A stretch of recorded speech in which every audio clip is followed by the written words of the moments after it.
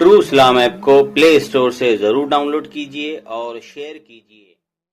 کو نہ جانتا ہو یاد رکھیے وہ انسان دنیا میں بھی ذلیل ہوگا اور آخرت میں بھی رسوائی کا سامنا کرنا پڑے گا۔ عزیزان محترم، اس لیے آپ اپنے بچوں کو دین سکھائیے، ساتھ ہی ساتھ دنیا بھی سکھائیے، کیونکہ دنیا میں جینے کے لیے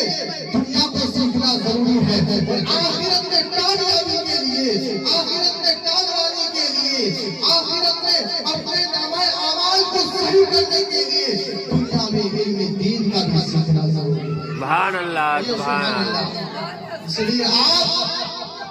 قرآن پاک کو پڑھنے کی کوشش کیجئے۔ جو لوگ قرآن کو نہیں سیکھے، اپنی زندگی میں آپ بہت ساری چیزوں کو سیکھ لیا، بہت ساری چیزوں کو دیکھ لیا، لیکن افسوس ہوتا ہے قرآن سامنے ہے، ایک لفظ پڑھنا نہیں آتا، حدیث ہے ایک لفظ سمجھ میں نہیں آتا، مسائل ہے کچھ سمجھ میں نہیں آتا، دنیا کی ساری خرافاتیں ذہن میں ہے، ساری باتیں ذہن میں رہتی ہے، پر قرآن و حدیث کی باتیں نہیں رہتی ہے۔ عزیزان محترم، میں آپ سے گزارش کروں گا کہ آپ اپنے بچے، اپنے بچیوں کو اس مدرسہ فیضان،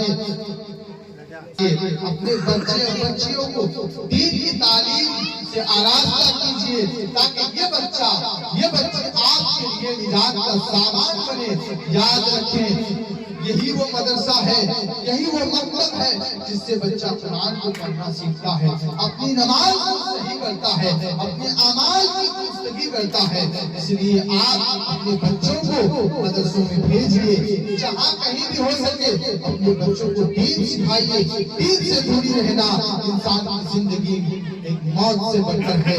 حافظ ملت فرماتے ہیں اور آقا کی حدیث کا مفہوم بھی یہی ہے کہ جس نے دنیا میں اللہ اس کے رسول کے حکم کے بغیر جیا، یعنی اس کو فراموش کیا، اس کی زندگی ایسی ہے جیسے ایک مٹی کی زندگی ہے۔ اس لیے عزیزان محترم، آپ تعلیم کو سیکھیے اور ساتھ ہی ساتھ اپنی نماز کو درست کیجیے اور نماز پڑھیے۔ آپ پر نماز فرض ہے۔ آج شب معراج ہے، بہت لوگ اس رات میں شب بیداری کرتے ہیں، جاگنے کے بعد نوافل پڑھتے ہیں۔ میں آپ سے گزارش کروں گا، نوافل آپ پڑھیں گے تو ثواب ملے گا، یقیناً نوافل پڑھنا چاہیے۔ اللہ کے نبی فرماتے ہیں کہ جب تم صلاۃ مکتوبہ یعنی فرائض نماز کو ادا کر چکو، فرض نماز کو، اللہ کے نبی فرماتے ہیں کہ تم نفل پڑھا کرو، اس لیے کہ اس سے تمہارے درجات بلند ہوتے ہیں۔ اس لیے میں گزارش کروں گا کہ اگر آپ کی زندگی میں کبھی بھی نماز قضا ہوئی ہو،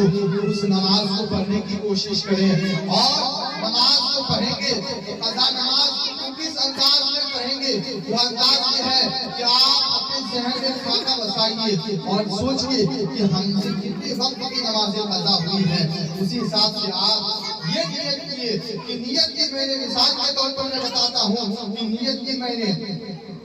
4 رکعت نماز ظہر کی فرض واسطے اللہ تعالیٰ کے،